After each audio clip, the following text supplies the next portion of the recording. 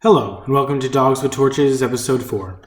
If you could sit down and speak with any historical figure, be it ancient, modern, or contemporary, of whom would you choose? In this podcast episode, we will be discussing the life of the infamous pair of lovers of the 12th century of medieval Europe, Peter Abelard and Heloise. We will specifically be looking at their famous love letters that were transcribed while they lived at separate monasteries.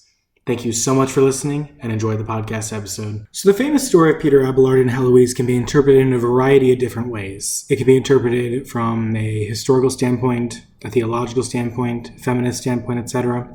But we will be looking at it from a historical standpoint. But I strongly suggest that you all watch a video by the Venerable Fulton Sheen analyzing the Confessions of Abelard from a theological perspective, which I'll link in the description below. What this video will not be is not so much an in-depth analysis of Peter Abelard and Heloise's lives, though we will go over that as well briefly. Rather, we will be examining extracts from their collections of letters they shared with one another while living in separate abbeys. Specifically, we will examine the psychological attitudes that are expressed in their letters to one another. Peter Abelard was born in the town of Les Palais, Brittany, in France, in 1079. Coming from a noble family, Abelard abandoned a military career for the sake of academic studies. He left home and studied under the nominalist philosopher Roscelin of Compiègne. He then went to Paris to study under William of Champeaux, a famous realist philosopher at around 1100. There, Peter Abelard challenged William on his doctrine of universals. Now, Abelard subsequently broke off from William and founded his own school, first at Melun, then at Corbeil, outside of Paris. And after a while, Abelard attempted to commandeer the chair of Master of Notre Dame School, which was a very prominent and distinguished academic position at the School of Notre Dame. William of Champeaux intervened, however, and prevented him from attaining the position at the School of Notre Dame. In 1115, however, Abelard secured the position for himself, and for a period of time he was the undisputed master of the Notre Dame School. During this time, Abelard took up residence with a fellow canon lawyer named Fulbert, and agreed to educate his young niece, the woman who would one day become his wife, Heloise of Argenteuil. At this time, Heloise was already famous for her education and understood several languages such as Hebrew, Latin, and Greek, and was already well versed in several Greek classics. Much to the annoyance of Fulbert, Abelard and Heloise became lovers at this time, and not long after, Heloise gave birth to Abelard's son, whom they named Astrolabe. There is very little said of Astrolabe after his birth, and he's only mentioned by Peter the Venerable, who we'll get to in a moment, in a passing letter, promising the elderly Heloise to secure a clerical position for him. After his birth, Abelard asks Heloise to marry him and return to Paris. Heloise hesitates for various reasons, and for a time did not wish to be given into marriage. So before we look into the drama, we have to ask ourselves, what was the severity of the controversy surrounding the marriage of Heloise and Abelard? For that, we have to ask whether or not it was appropriate for a canon lawyer and a cleric to become married. Interestingly enough, before Abelard asks Heloise to marry him, she protests that Abelard was indeed a cleric and a canon. Now, a cleric was someone who had received a tonsure and was committed to living under the governance of the church hierarchy. At this time, Abelard was no priest, but he was still expected to remain chaste. However, a cleric could petition the bishop and ask for a dispensation to be given into marriage.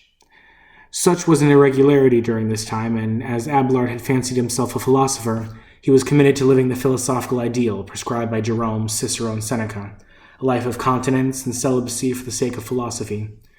So while the marriage to Heloise would not be, strictly speaking, unlawful, it would have been deemed peculiar and would have placed his teaching office in possible jeopardy. Heloise objects to the marriage on these grounds, that to give into marriage with her would be to sacrifice the life of a philosopher, and a fortiori that of a theologian. Nevertheless, Heloise relents, and Abelard says she did so because she could not bear to make me suffer. Heloise and Abelard returned to Paris, where they were married in secret with Fulbert acting as the witness. Abelard was worried that suspicion would grow if he was seen with Heloise too often, and sent her to the Abbey of Argenteuil, and gave her the habit to wear himself. When Heloise's uncle and relatives heard about it, they felt as though Abelard was purposely abandoning Heloise now that he had her way with her, and after bribing Abelard's servants, the relatives snuck into his room, and there they castrated him. As Abelard writes, "They punished me where I had sinned." Subsequently, Abelard fled to the Abbey of St. Denis, where he lived in shame and transcribed his famous treatise on the Trinity, which later on was burned by the church authorities. He retired near Troyes, where his students gave him enough money to make a makeshift monastery and teach before being elected as the abbot of St. Gildas. After the religious nuns of Heloise's monastery had been expelled, Abelard gave them the land that he had acquired while teaching students at Troyes, which he had dubbed the Paraclete. And after finishing the makeshift monastery for the nuns, he returned to the Abbey of St. Gildas. After all this had occurred, Heloise became the prioress of the Benedictine nuns of the Paraclete, and afterwards became increasingly popular with the clergy. Abelard, in turn, was to become ordained a priest, and he began to undergo a sort of spiritual conversion himself at this time. He began to criticize many of the monks at the Abbey of St. Denis for their lavish lifestyle. He writes that he was a great annoyance to everyone, and that he made himself exceedingly troublesome and odious to all. At this time, Abelard and Heloise communicated in letters, and their overall psychological manner in which they speak to one another reveals their state of mind.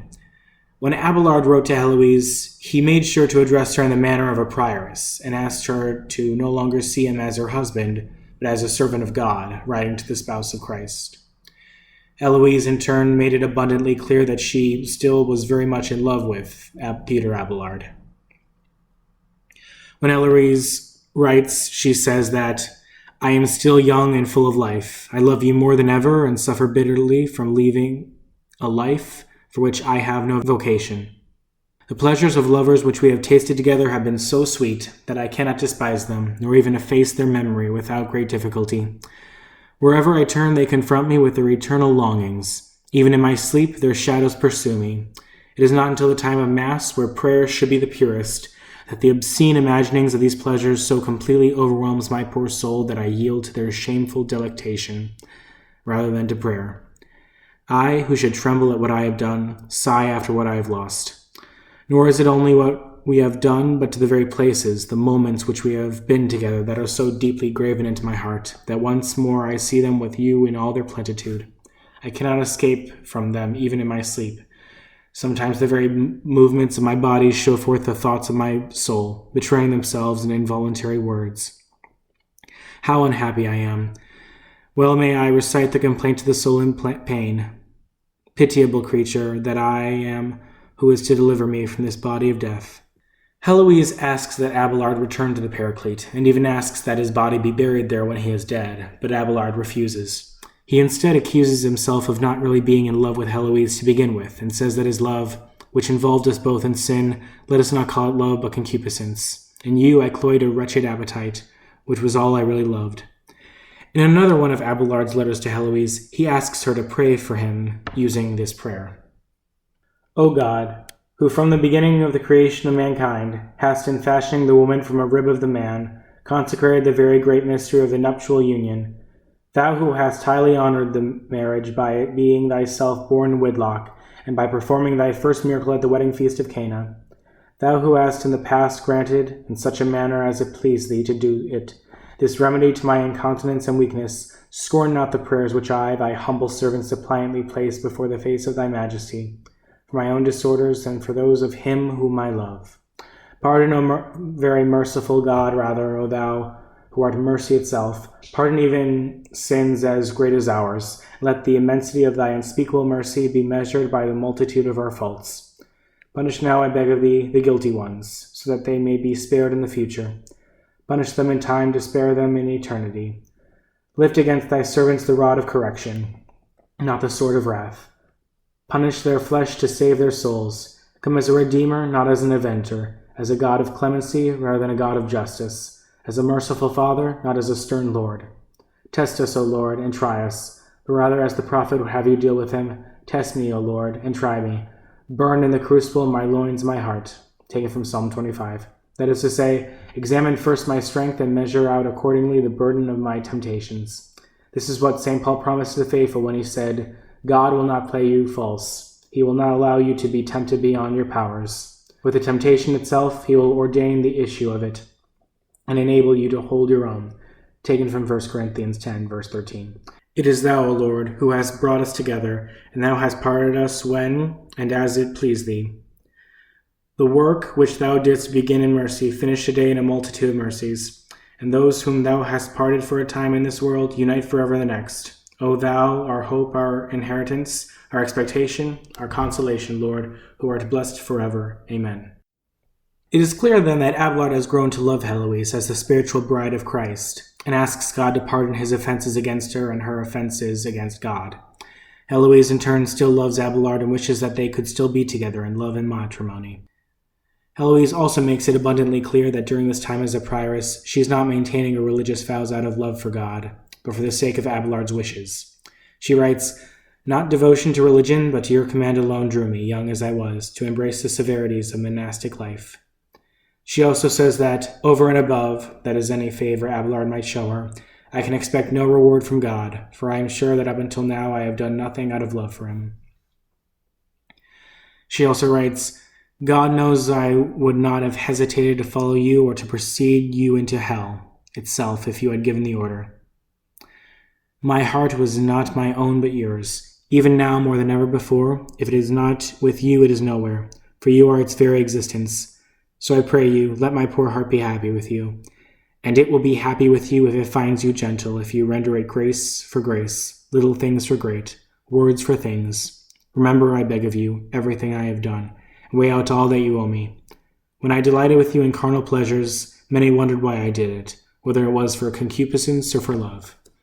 But now my last state shows my true beginning, and I now forego all pleasures, only to obey your will.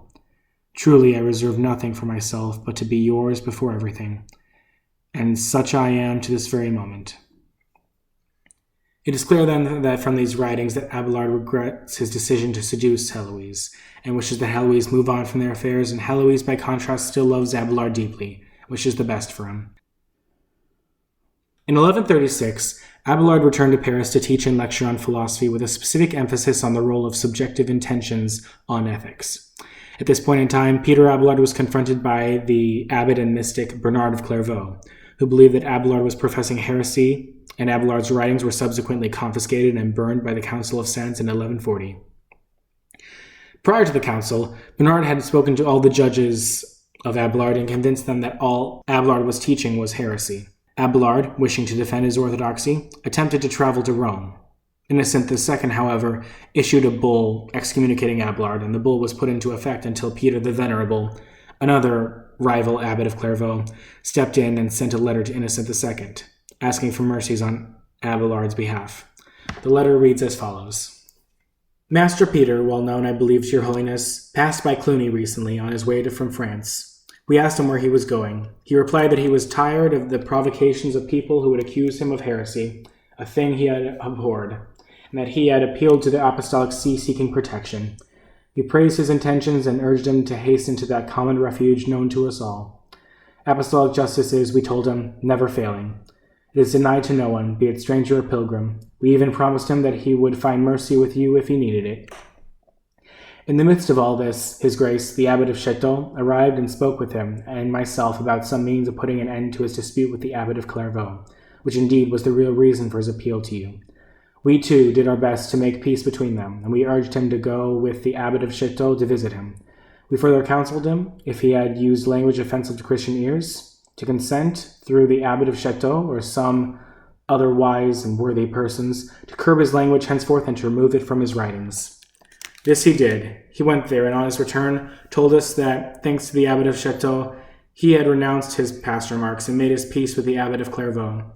Meanwhile, under our advice, or rather, we believe, by divine inspiration, he decided to give up the tumult of schools and of studies and to reside permanently in your Cluny.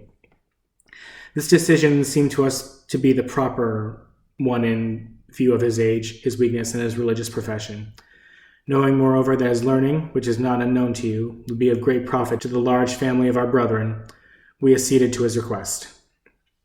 On the condition that it is agreeable to your holiness, we have accordingly gladly and earnestly authorized him to return with us, who, as you know, are devotedly yours. I, your devoted servant, whatever else I may be, therefore beg this favor of you. This convent of Cluny, so devoted to you, begs it, Pierre himself begs it, on his own part, through us, and by the bearers of these presents who are your sons, by this letter, which he has asked us to write you, deign to direct that he spend the last days of his life and of his old age, not perhaps so very many, in your house of Cluny. Direct, too, that nothing be done to terminate his stay in this abode where the wandering sparrow is so pleased to have found a nest. For the sake of that honor which you lavish on all good men, and for the love which you have yourself towards him, grant that the shield of your apostolic protection may cover him. With Abelard freed from condemnation, he lived the rest of his life in Cluny with Peter the Venerable. He may have continued teaching at that point of time, as Peter says that Abelard taught. Peter eventually sends Abelard to the Abbey of St. Marcel, where he stays until his death on April 21st, 1142, at the age of 63. Heloise, all in all, is silent during this time, and Peter the Venerable corresponds with her briefly. At the request of Heloise, Abelard's body is removed to the Paraclete, where it was watched over by the Benedictine nuns in the monastery. Heloise dies on the 16th of May, also at the age of 63, on 1164 AD, and was buried alongside Abelard. According to legend, when they exhumed Abelard's corpse to bury Heloise in, Abelard's skeleton leapt up and embraced Heloise's corpse as she was laid in the tomb. Thank you all so much for listening to this podcast episode. For more in-depth analysis of the lives of Peter Abelard and Heloise, I strongly suggest that you read a book by Etienne Gilson, the famous medieval historian, as well as read the book by James Burge, Heloise and Abelard, A New Biography, which I'll link in the descriptions below. Be sure to like, subscribe, and share with your friends, because, as the Angelic Doctor says, just as it is better to illuminate than merely to shine, so too is it better to pass on what one has contemplated than merely to contemplate. Thank you so much for listening, and God bless.